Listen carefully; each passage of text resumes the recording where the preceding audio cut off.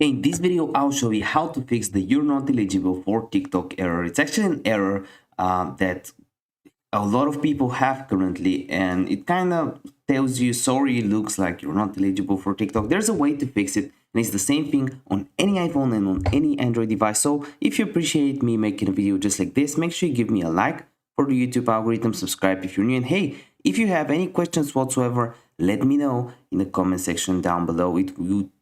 I would love to help you out.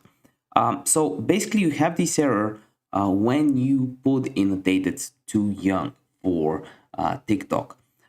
So what you gotta do is actually get your age a little bit lower, right? Higher, I mean your age, your date, or ask a parent to sign up for you if you don't want to cheat, because I do not endorse cheating, obviously. Another thing you can do if it just doesn't let you sign up is go to your settings, go to general, click on iPhone storage, and from here you want to actually go and click TikTok and offload the app, which will pretty much reset all the settings. If this video helped you out, give me a like. I want to see you in the next one.